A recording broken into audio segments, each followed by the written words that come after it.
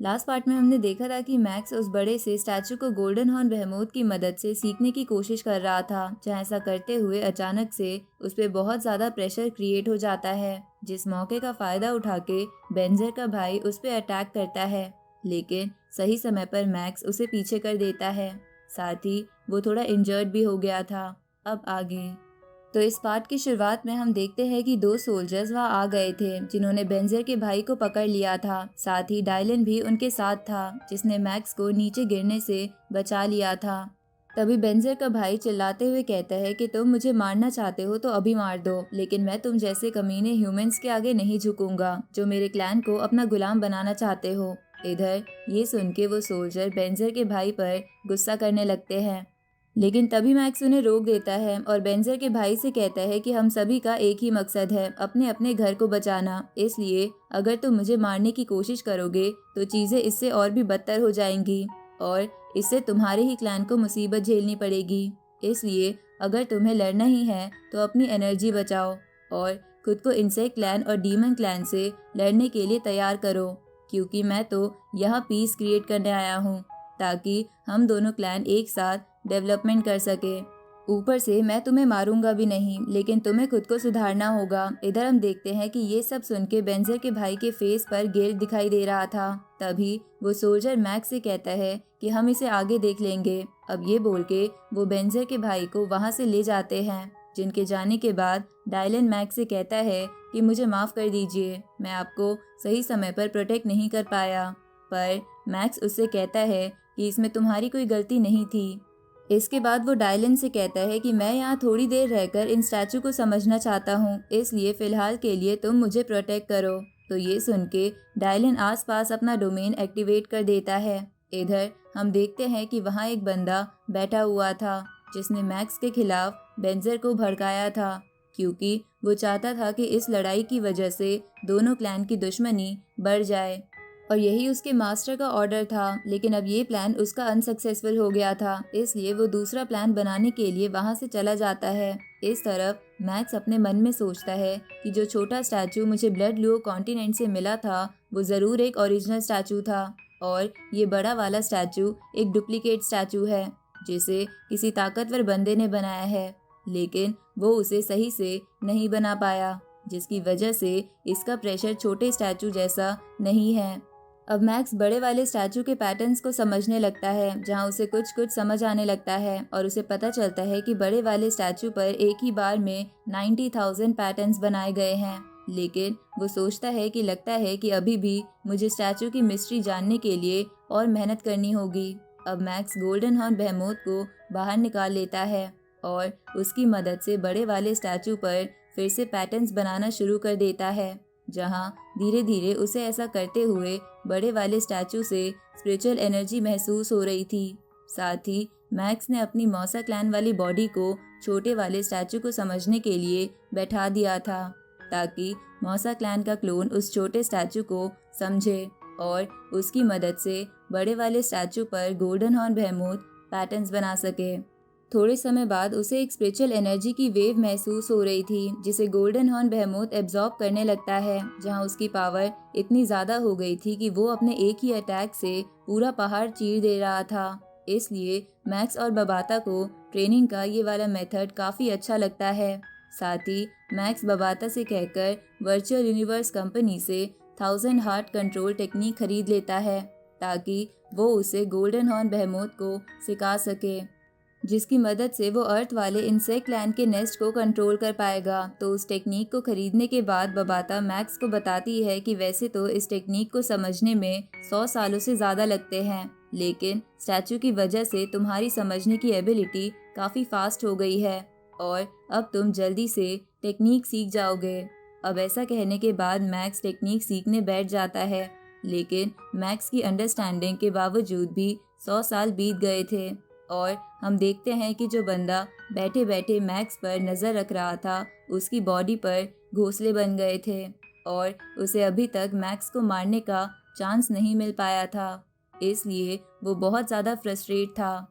इधर मैक्स उस टेक्निक के लेवल 3 पर पहुंच गया था, इसलिए वो सोचता है कि अब वो अर्थ पर वापस जाएगा इंसेक्ट लैंड के नेस्ट से छुटकारा पाने के लिए। अब मैक्स अपनी स्पेसशिप के ज़रिए अर्थ की तरफ निकल जाता है, जहाँ स्पेसशिप में भी वो ट्रेनिंग कर रहा था, जिसकी वजह से उसकी पूरी स्पेसशिप हिल रही थी और उसका क्लाउड टर्टल भी काफ़ी ज़्यादा बड़ा हो गया था और अब वो वर्ल्ड मास्टर लेवल पर पहुंच गया था। तभी बबाता मैक्स को बताती है कि पहले इसकी 108 ब्रांचेस थी, अब 216 हो गई है। साथ ही वो मैक्स को बताती है कि जैसे जैसे ये क्लाउड टर्टल इवॉल्व करता है, इसे और ज़्यादा लेवल पर बढ़ाना और मुश्किल हो जाता है। लेकिन मैक्स बबाता से कहता है कि तुम चिंता मत करो, मैं एक न एक दिन इसे बहुत ज़्यादा ताकतवर बना दूंगा। इसके बाद मैक्स कहता है कि अब गोल्डन हॉर्न बेहेमोथ की बारी है। इसके बाद मैक्स ब्लड लूओ से लाए क्रिस्टल्स निकालता है और गोल्डन हॉर्न बेहेमोथ की मदद से उसे एब्जॉर्ब करने लगता है, जहां उसे उस क्रिस्टल को एब्जॉर्ब करने में काफ़ी ज़्यादा तकलीफ हो रही थी, जिसके कारण उसकी गोल्डन हॉर्न बेहेमोथ की बॉडी इधर उधर हाथ पैर मार रही थी। साथ ही मैक्स को इतना दर्द हो रहा था कि वो दीवारों को अपने नाखूनों से खुरचने लगता है और उसकी उंगलियों से भी खून आने लग जाता है। लेकिन इसके बावजूद भी मैक्स दर्द सहे जा रहा था, जहां ऐसा करते हुए मैक्स सक्सेसफुली वो ब्लड लूओ क्रिस्टल एब्जॉर्ब कर लेता है, जिसकी वजह से मैक्स को ऐसा महसूस हो रहा था कि अब उसे ऐसा लग रहा है कि उसकी गोल्डन हॉर्न बेहेमोथ की पावर 11 गुना बढ़ गई है और इसे अगर वो गोल्डन हॉर्न बेहेमोथ की 2 टेक्निक से मिलाए तो इसकी ताकत 110 गुना बढ़ जाएगी। अब थोड़े समय के बाद मैक्स अर्थ के बिल्कुल पास पहुंच जाता है, जिसके बारे में डायलन मैक्स को बता देता है और मैक्स से कहता है कि ये तो काफ़ी सुंदर प्लैनेट है। तो मैक्स बोलता है कि कई सालों पहले इस प्लैनेट ने काफ़ी ज़्यादा डिस्ट्रक्शन फेस करा था, अब मैं ऐसा दोबारा नहीं होने दूंगा। आगे हम मैक्स की बीवी, मैक्स के भाई और कुछ गार्ड्स को इंसेक्ट लैंड के नेस्ट के पास देखते हैं। साथ ही मैक्स भी वहां आ गया था, जिसके बाद उसकी वाइफ उसे गले लगाती है। तभी मास्टर ली शेंग मैक्स से कहता है कि इस नेस्ट की हलचल बहुत ज़्यादा बढ़ गई है, क्या तुम्हें इसे ख़त्म करने का कोई जरिया पता लगा? इस पे मैक्स हाँ करता है और बोलता है कि आप सब कुछ मुझ पे छोड़ दीजिए। इसके बाद मैक्स डायलन से कहता है कि इन सबको पीछे ले जाओ और इन सब की सेफ्टी तुम्हारी जिम्मेवारी है। तो डायलन सभी को मैक्स की स्पेसशिप में बैठा लेता है और वहां से ले जाता है, जिसके बाद मैक्स उस नेस्ट पर जाता है और उसे एक झटका देता है, जिसकी वजह से उस नेस्ट का ऊपर ऊपर का कवर उतर जाता है। जिसके बाद मैक्स उसके अंदर एक स्पेसशिप जैसी चीज देखता है। अब मैक्स उस स्पेसशिप जैसी चीज को अपने इनर वर्ल्ड में खींच लेता है, जिसके बाद मैक्स उसे ओपन करता है और देखता है कि उसके अंदर इंसेक्ट लैंड की क्वीन है, जो बहुत ज़्यादा ब्यूटीफुल थी। तभी मैक्स कहता है कि भले ही ये क्वीन अभी हाइबरनेशन में है, पर फिर भी मैं इसकी स्पिरिचुअल पावर सेंस कर पा रहा हूँ और ये एक वर्ल्ड मास्टर लेवल के कल्टीवेटर से टक्कर ले सकती है। इसके बाद मैक्स अपनी टेक्निक का इस्तेमाल करता है, जहाँ वो अचानक से उस क्वीन के एनर्जी कोर में पहुँच जाता है। लेकिन मैक्स ये देखकर हैरान हो जाता है कि वहाँ 1000 एनर्जी कोर है, लेकिन मैक्स फिर भी उन सभी एनर्जी कोर पर अपनी सील लगा देता है। जहाँ मैक्स के ऐसा करते ही वो क्वीन जाग जाती है, जिसकी वजह से मैक्स को सर में बहुत ज़्यादा दर्द हो रहा था, लेकिन उसकी टेक्निक सक्सेसफुल हो जाती है और वो अचानक से कहीं और पहुंच जाता है, जहाँ कई सारे इंसेक्ट्स उस पर हमला करते हैं। लेकिन मैक्स अपनी ताकत का इस्तेमाल करके उन सबको दूर कर देता है। असल में ये सब बस उस टेक्निक का बनाया हुआ इल्यूजन था, जिसे मैक्स ने पार कर लिया था। जिसके बाद वो क्वीन मैक्स के सामने आती है, जो मैक्स के कंट्रोल में थी, और अब वो मैक्स को मास्टर कहती है। तो मैक्स उससे उसका नाम पूछता है, तो वो क्वीन बताती है कि उसका नाम एलिना है। जिसके बाद मैक्स उससे पूछता है कि अगर मैं तुम्हें ऑर्डर दूं कि तुम्हें अपने खुद के क्लैन को मारना होगा तो क्या तुम करोगी?